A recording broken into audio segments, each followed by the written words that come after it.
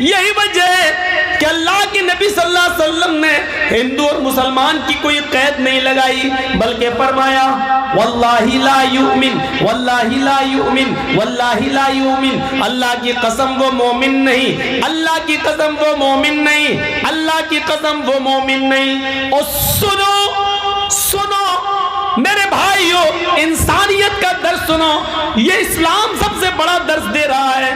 आओ दूसरे मजहब वालों को मैं चुनौती देता हूँ, चैलेंज देता हूँ, आओ आओ अपने मजहब को कुरान की कसौटी पर, इस्लाम की कसौटी पर रखो और बताओ इंसानियत का सबसे बड़ा लंबरदार कौन सा मजहब है, इंसानियत की सबसे अच्छी तालीम कौन सा मजहब दे रहा है। आओ कुरान, अल्लाह के नबी कहते वो मोमिन नहीं, या अल्लाह कौन मोमिन नहीं, फिर सुन लो वो मोमिन नहीं। अल्लाह के नबी किसके बारे में कह रहे हैं कि वो मोमिन नहीं?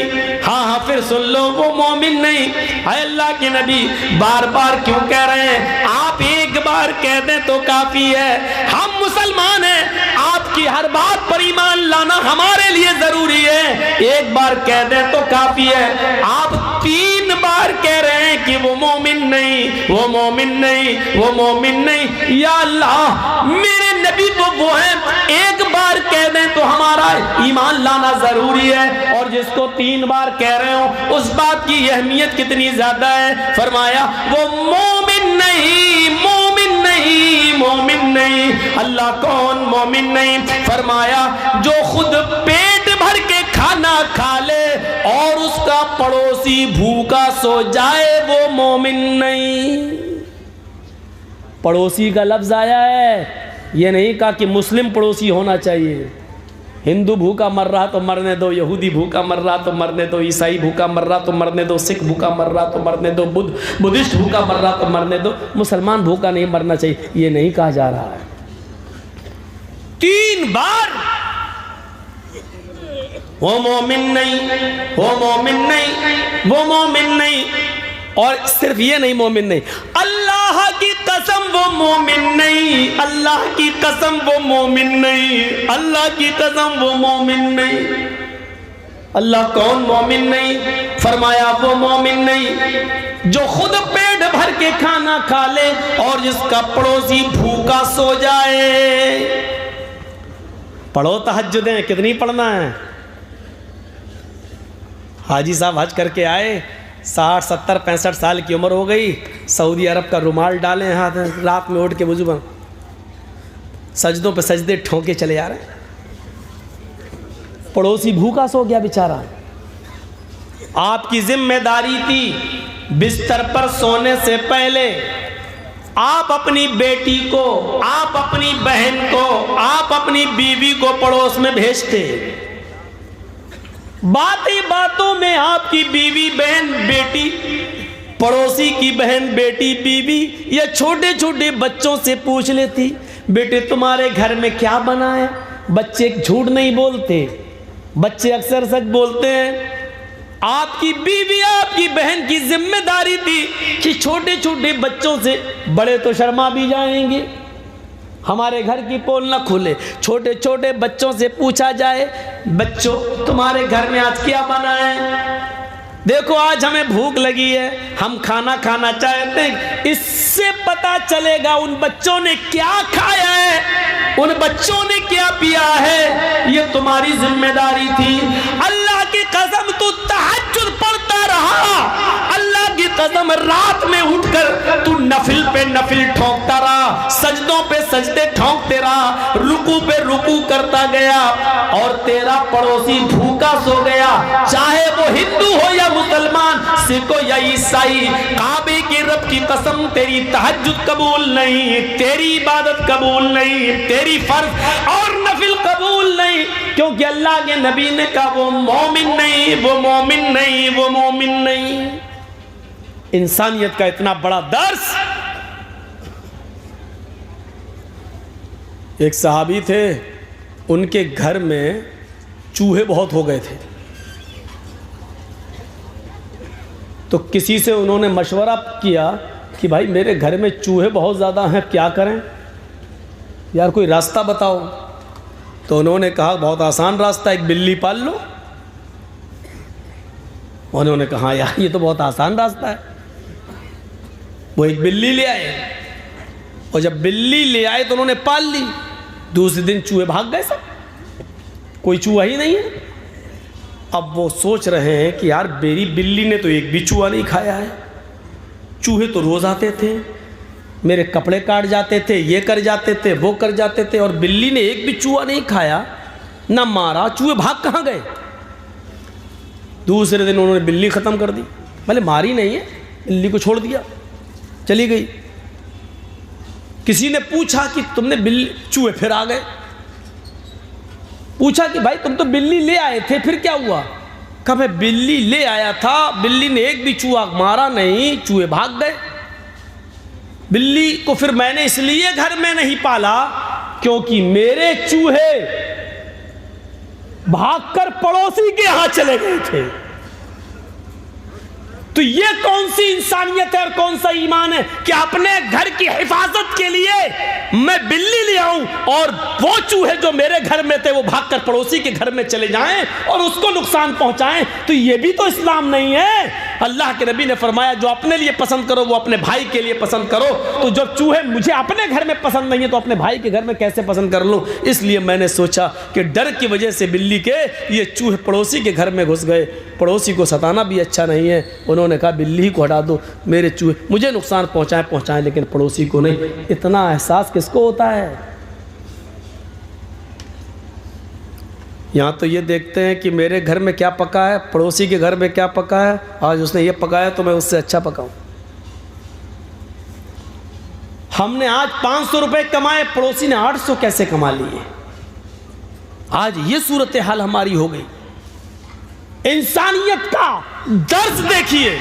अल्लाह के नबी फरमाते हैं मोमिन ने, अब्दुल्ला इब्न उमर रजी अल्लाह ताला अन्हु, कौन नहीं जानता, जलील क़द्र सहाबी हज़रत उमर फ़ारूक के बेटे, इनके घर अक़ीक़ा हुआ। अब्दुल्ला इब्न उमर अपने बेटे का अक़ीक़ा कर रहे हैं। बकरे 2 जानवर ख़रीद के लाए तो अपनी बीवी से कहा इसको 7वें दिन ज़िबा करना है ना, अक़ीक़ा 7वें दिन है, 7वें दिन इसको ज़िबा करना है। देखो मेरी बीवी, जब बकरे ज़िबा हो जाएं और गोश्त पक जाए 7वें दिन तो मेरे पड़ोसी को ज़रूर पहुंचा देना उसका गोश्त। पड़ोसी यहूदी था। एक बात याद रखिएगा, सुनिए, पड़ोसी कौन था? यहूदी।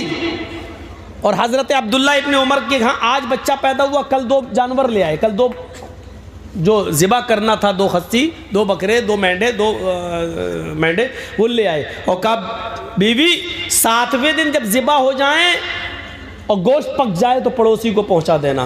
कहा ठीक है।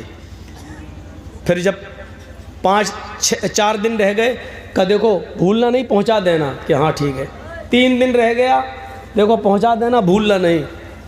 1 दिन रह गया, पहुंचा देना, भूलना नहीं। आज अक़ीक़ा है, बकरा दोनों जानवर ज़िबा कर दिए। जैसी छुरी चलाकर ज़िबा कर दिए, बोले देखो गोश्त पक जाए तो भूलना नहीं, पड़ोसी को दे देना। अब बीवी हाँ हाँ ठीक है दे दूँगी। खाल उतरने लगी, जब बोटियाँ बनने लगी, फिर आए अब्दुल्ला इब्न उमर, बन गई गोश्त की बोटियाँ? नहीं अभी बन रही हैं। हाँ देखो जब गोश्त पक जाए तो पड़ोसी को ज़रूर पहुँचा देना। बीवी कहती हाँ मालूम है भाई, 5-6 दिन से आप बोल रहे हैं, मैंने सुन लिया है, पहुंचा दूंगी। हांडी जब चूल्हे पर रख दी और गोश्त जब भुनने लगा तो कहा तैयार हो गया। क्यों, आपको ज़्यादा भूख लग रही है क्या? कहा नहीं नहीं भूख की बात नहीं है। फिर कहा मैं ये देख रहा हूँ कि कब पकेगा, मेरे पड़ोसी को। बीवी को अब बहुत गुस्सा आ गया। कोई बात बार बार कही जाए तो आदमी पक जाता है। एक मुझे याद है, ये कोई आदमी मुझे एयरपोर्ट पे से लेने गए और लेके आए, मौलाना साहब हमारे यहाँ के हालात बहुत ख़राब हैं, ज़रा संभल के बोलना, ऐसा मत बोलना। मैंने कहा ठीक है भाई, याद रखूँगा। जब तक गाड़ी चलती रही वो यही समझाते रहे हमको। मैंने कहा ठीक है। असल में वही ज़िम्मेदार थे और थाने में उनसे लिखवा लिया गया था कि अगर कुछ हुआ तो सबसे पहले मैं तुम्हें पकड़ूँगा। तो उनको तो डर इसलिए लगा हुआ था। अब गाड़ी से उतरे, जिस रूम में हमको ठहराया, मौलाना देखिए भाई मेरी इज़्ज़त का सवाल है, मैंने कहा ठीक है। नाश्ता आया, पानी पिया। देखिए मौलाना बहुत ज़्यादा वो CID वाला परेशान कर रहा, बार बार फ़ोन कर रहा है। मैंने कहा हाँ भाई ठीक है भाई, मैं सही बोलूँगा, घबराओ नहीं। खाना खिला रहा तब भी वही, उसका दिमाग वही लगा हुआ है।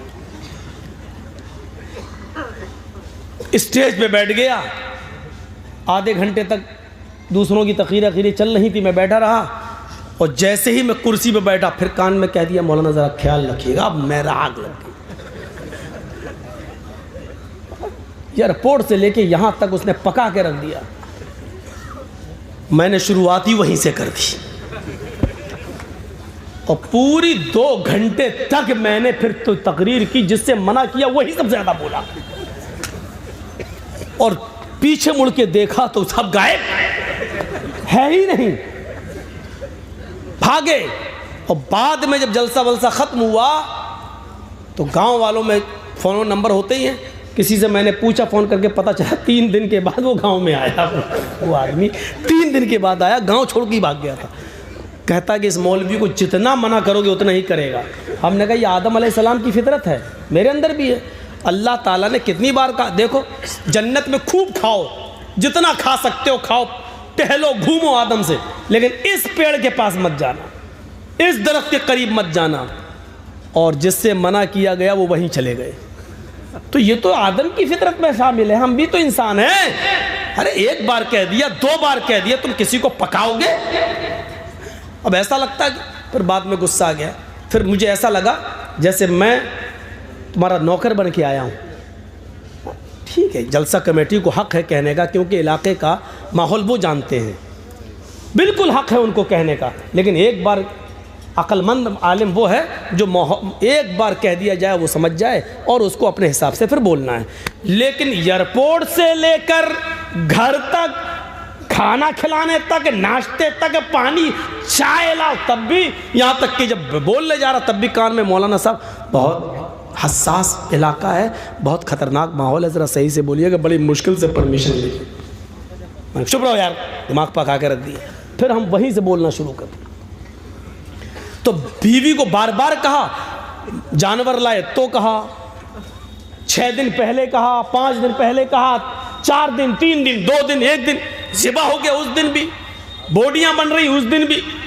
जब चूल्हे पे पकने लगा तो कहा ज़्यादा भूख लग रही है आपको? कहा मुझे नहीं पक रही, हमें पड़ोसी की फिक्र है। अरे मैंने सुन लिया, बार बार पड़ोसी पड़ोसी। अरे मुझे मालूम है, पकने तो दो, ऐसी दे दूं कच्चा क्या? अरे मेरी बीवी मुझ पर क्यों बरस रही हो? क्या बरसूंगी नहीं, 7 दिन से वही पकाए चले जा रहे हो, पड़ोसी पड़ोसी पड़ोसी पड़ोसी। तो जानते हो अब्दुल्ला इब्न उमर ने क्या जवाब दिया? मेरी बीवी तो मेरा गुस्सा होना बजा है, जो आदमी बार बार कुछ बोलेगा तो मैं गुस्सा आएगा, लेकिन मैं बार बार इसलिए बोल रहा हूं। अब सुनो, एक मस्जिद में जुमे का दिन था, मैं जुमे का खुतबा नमाज पढ़ने के लिए मस्जिद में गया। अल्लाह के नबी मिंबर के ऊपर खड़े हुए, आपने जुमे के दिन जो खुतबा दिया मिंबर के ऊपर खड़े होकर, वो पड़ोसियों के बारे में दिया। पड़ोसियों की इतनी अहमियत, इतना मकाम, इतना मर्तबा बताया कि मैं ये सोचने लगा अब रह क्या गया है, अब कौन सी चीज बाकी रह गई है जो छोड़ दिया अल्लाह के नबी ने? सब तो बता दिया, ये पड़ोसी का हक, ये पड़ोसी का हक। अब डर लगने लगा, अल्लाह के नबी सल्लल्लाहु अलैहि वसल्लम सब कुछ तो बता चुके, अब कहीं ये न कह दें कि तुम जिस घर में रहते हो, जिस कमरे में रहते हो, जिस बाग में रहते हो, या जिस जमीन के मालिक हो, उसमें इतना इतना हिस्सा तुम्हारे पड़ोसी का भी है, इतना हक तुम्हारे पड़ोसी का है। कहीं अल्लाह के नबी सल्लल्लाहु अलैहि वसल्लम मेरी जमीन और जायदाद और घर और मकान में पड़ोसी को वारिस न बना दे। बनाया नहीं, लेकिन डर लगने लगा कि कहीं अल्लाह के, अब आखिरी चीज यही तो रह गई है, अब कहीं ऐसा ना हो कि अल्लाह के नबी ये कह दें, ये ना कह दें कि पड़ोसी का इतना हक है। मेरी बीवी, इसलिए मैं बार बार कह रहा हूं कि पड़ोसी को पहुंचाओ। ये है इंसानियत का सबसे बड़ा अलंबरदार मजहब।